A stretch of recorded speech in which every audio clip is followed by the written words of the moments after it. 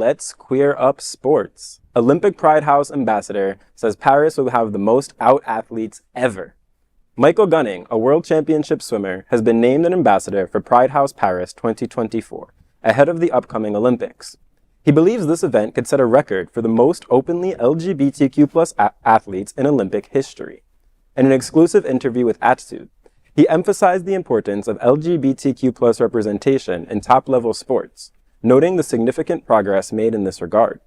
Past ambassadors have included notable figures like Stephen Fry, Ben Cohen, and David Furnish.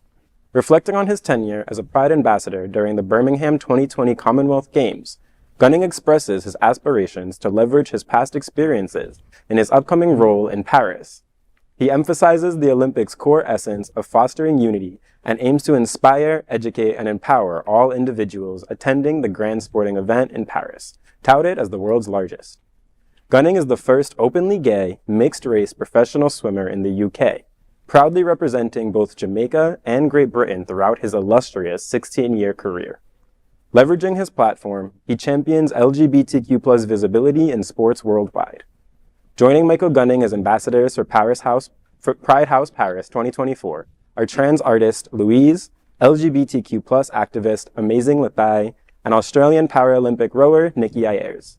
A Pride House serves as a special venue established at significant sporting events to celebrate and provide support to LGBTQ+ athletes, fans, and the broader community.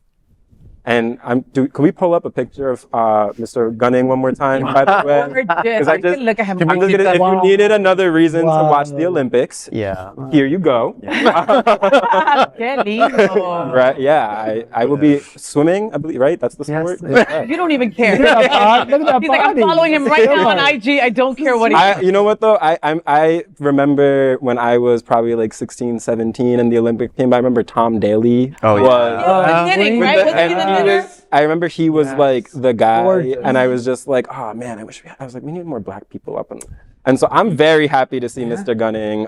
As in my unbiased opinion, we love seeing mixed race, representation, West Indian and British, but we love West Indian athletes, we love gay athletes, and we love athletes that are as cute as he is. He's adorable, and I can look at him all day. Okay, and and the thing is that I'm not a sporty gay. You guys know that, right? I just don't. I'm not into it. But you tell me that an Olympic athlete is out.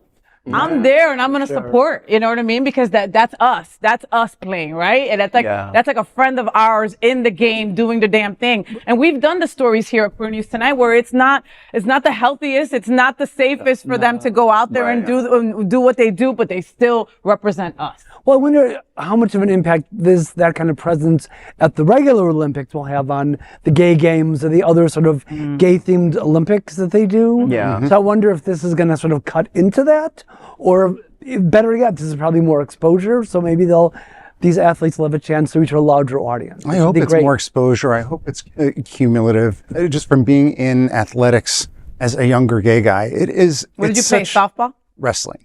Oh, I was wrestling. I didn't. You know what? I would have lost that bet.